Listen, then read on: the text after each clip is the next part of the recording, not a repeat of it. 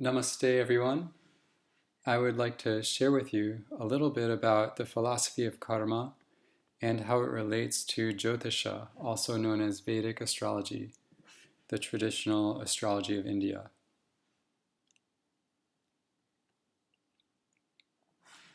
So first of all, what is karma? Karma is a Sanskrit word which literally means action, simply action. Now there's another term, karma phala.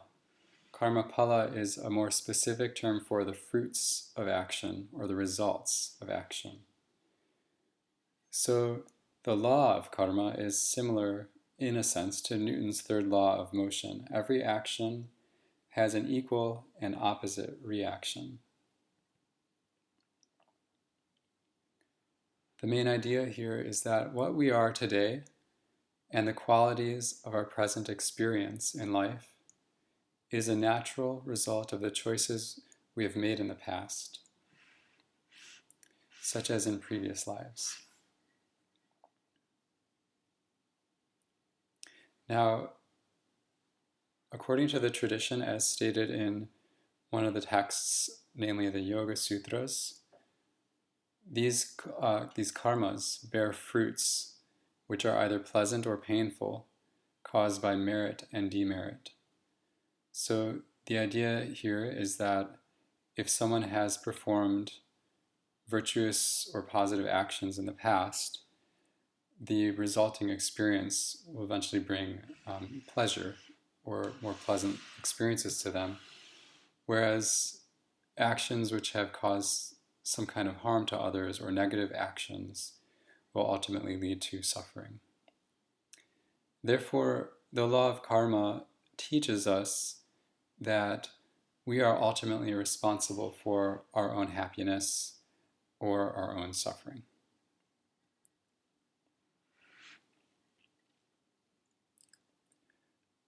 Karma phala, which means the fruits of actions, is often what people are actually referring to when just informally using the word karma. For example, if someone is going through a difficult time in their life, they say, oh, I'm working out some difficult karma. Well, actually, it's karma phala, will be the more technical, precise word. However, no problem using the informal just karma. Now, karma in the broader sense of action as well as reaction, and that whole relationship between the two, is of four types.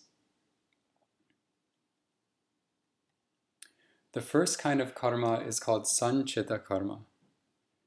Sanchita karma is the sum total of amassed actions over all past lives since the beginning. Sanchita can literally be translated to mean piled together, accumulated or collected. So it's like a vast storehouse or a vast bank account of karmas, which are waiting for the right time to be expressed, either in this birth or in future births. The second type of karma is called prarabdha karma. Prarabdha karma is actions that are fructifying in the present lifetime. The word prarabdha can be translated to mean begun or commenced. So this is a certain amount of karma taken from that sanchita karma, which is to be expressed in the present lifetime. It's as if we go to that big storehouse and we have a bag, and however much karma we can fit in that one bag is however much we can express in the life. And then we take our birth, and then that karma is to unfold. So the main idea here is that the karma we're experiencing in the present life is not the sum totality of all the karma that has been stored up.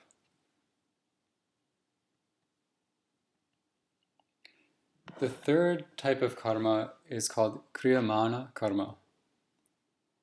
Kriyamana can be translated as being done. So these are actions that are being undertaken of one's own free will. And we'll talk a little bit more about that and give some examples in a minute here. The last type of karma is related to Kriyamana karma. It's called Agama karma. Agama karma are actions that are being contemplated or planned. So an example to differentiate between Agama and Kriyamana karmas. Planning to take a trip somewhere would fall under the category of Agama karma, while actually traveling to the destination would be an example of Kriyamana karma.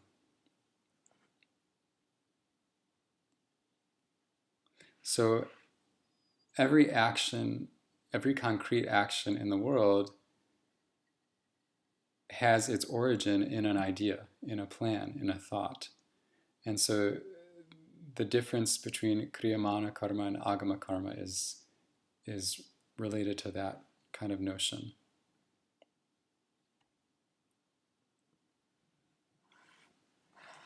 Now, when we're talking about karma, oftentimes the question arises, so what is it, fate or free will? How does this work, this life in this universe? Are things happening, unfolding because of fate, or do we have some amount of free will? So, according to the Vedic tradition, the answer is we have both. And Sanchita and Prarabdha karmas can be seen as representing fate or destiny. So on the one hand, there is this current of fate or destiny. Now on the other hand, Kriyamana and Agama karmas can be categorized as representing free will. And so there's a beautiful quote from the book Light on Life to kind of understand how these are all connected. So Light on Life is an excellent resource on Vedic astrology. If you're interested in learning more, I highly recommend checking out that book. And on this topic, it says, Jyotisha assumes that the human condition always arises from a dynamic interaction between fate and free will. Fate is fundamentally an expression of the Sanchita and Prarabdha karmas, and free will the result of Kriyamana and Agama karmas. Agama and Kriyamana karmas eternally evolve into Sanchita and Prarabdha karmas with the passage of time, the axle that turns the great wheel of karma. What was done by free will today acts as the cause of what is experienced as fate tomorrow.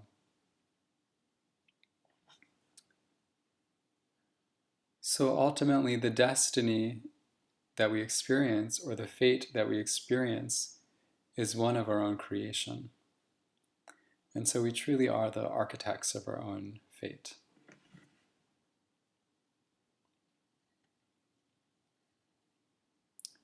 Now, there's different limbs of Jyotisha, different ways that Jyotisha can be used.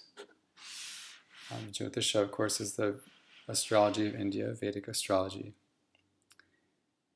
And each of these limbs relates to a different category of karma.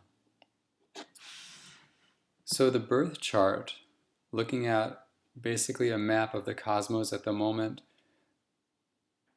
a life begins, is considered a map of the prarabdha karma. So it's said that one is born at that moment when the greater macrocosm is in alignment with that prarabdha karma, the destiny patterns that are to be experienced in the present birth. Note that Sanchita karma, or the vast storehouse of karma, does not relate to a limb of Jyotisha. In a sense, it's basically beyond our ability to comprehend. It's beyond our ability to assess, generally speaking. So the next limb of Jyotisha that relates to Kriyamana karma is a prashna chart. So prashna is a Sanskrit word which simply means question. This is also known as horary astrology, casting a chart the moment a question is asked. Or prashna can be used, for example, to cast a chart at the moment of a consultation or a reading, so what we call a consultation chart. That's another way to use prashna. So the idea is that the chart cast at a significant moment while a life is unfolding. So it's not the birth chart, but it's cast at the moment of a question or a concern arises or an important event happens.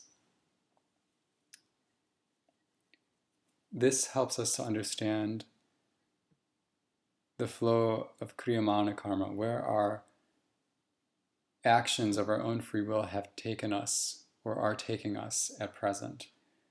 And Prashna chart generally is said to be useful for about a year from the time it's cast.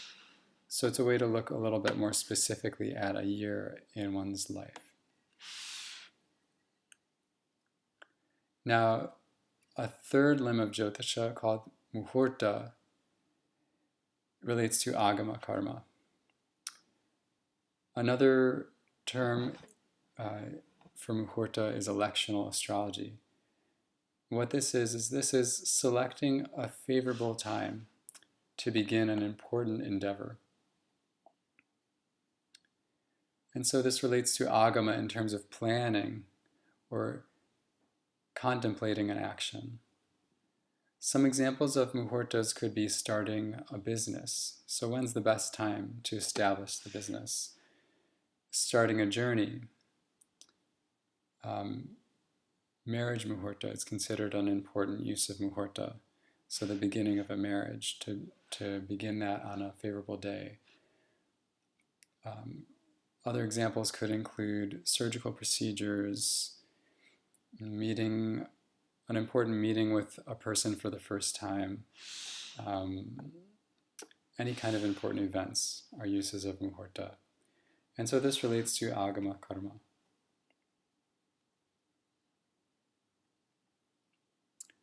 Now, natal chart astrology seems to be the most popular use of astrology of all these different limbs. And so I'd like to delve a little bit more deeply into prarabdha karma. So remember, prarabdha karma is that karma which has been withdrawn from the vast storehouse of sanchita karma and is to be experienced in this lifetime. So prarabdha karma is that which is often called destiny or fate. And there's three different types, three different intensities.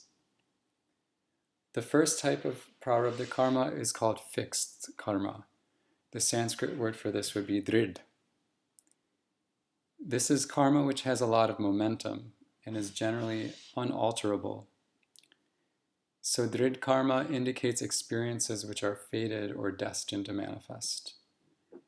And we can see this in a birth chart wherever significant confluence is found. What that means is we want to see at least three factors in the birth chart independently indicating the same outcome. And the more independent factors we see indicating the same outcome, the more fixed the karma is. Second type of karma here is mixed karma, or drid adrid. So drid means fixed, adrid means unfixed, and this is somewhere in between. So mixed karma can show a tendency for a certain type of experience to come to fruition. However, due to less momentum compared to drid karma, it can be modified by one's own choices and efforts via free will.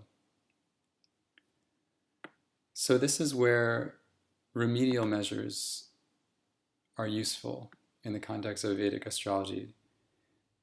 Some examples of remedial measures could include yoga practices or meditations or color therapy, prayer, or community service. So through our own efforts, we can modify a situation by engaging in positive actions.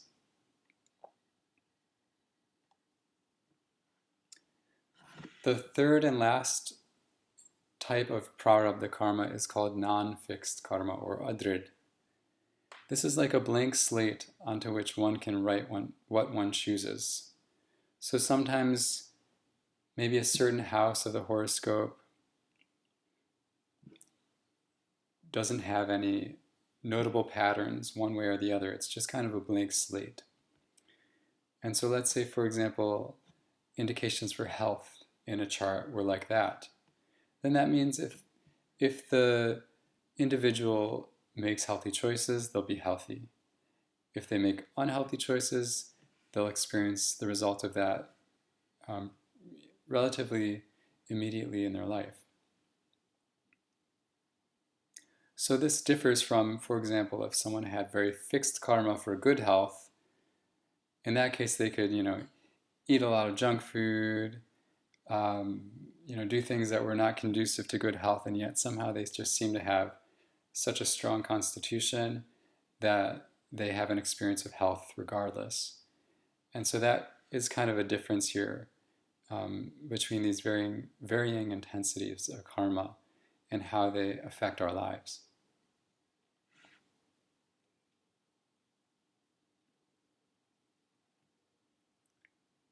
So the Vedic philosophy is a very empowering philosophy.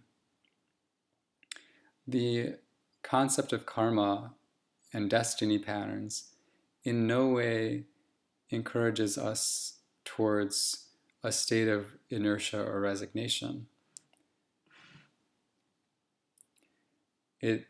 Rather than that, it teaches us that we are ultimately responsible for our own life and our own personal experience of happiness or suffering.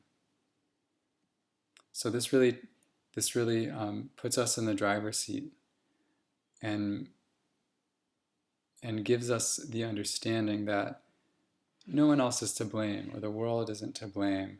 Outside factors are not to blame for hardship or suffering. Ultimately, because of the idea of what goes around comes around, we are responsible for whatever we are experiencing. Secondly, we can improve our present situation as well as our future by taking a proactive, solution-oriented approach to any challenges. So every chart has its strengths and challenges. And in terms of the challenges, this is again where what's called upaya in Sanskrit, or remedial measures, are useful. And some of those examples were mentioned earlier, like community service, prayer, meditation, donating to charitable causes. All these kinds of things are like karmic remedies, which help to, in a sense, offset the more difficult or unpleasant karma, and also to improve our circumstances, both now and later, so to speak. Now, in the case of very fixed karma, drid karma, we may not be able to change or modify a situation. However, in that case, what we can do is change our attitude. So worth mentioning here is the serenity prayer. Grant me the serenity to accept the things I cannot change, the courage to change the things I can, and the wisdom to know the difference. So Jyotisha is one tool that helps us actually to see the difference. What can we modify in our life, and what has so much karmic momentum that we just have to go through it? And then how can we modify our attitude so that we go through it more happily, more easefully. So in this sense, understanding that we must sometimes experience the working out of difficult karma, we are able to patiently and cheerfully endure hardships. This gives us an opportunity to grow and develop inner strength. And so to be able to stand amidst the storm, I like to say, with cheerfulness and inner balance, we develop that ability.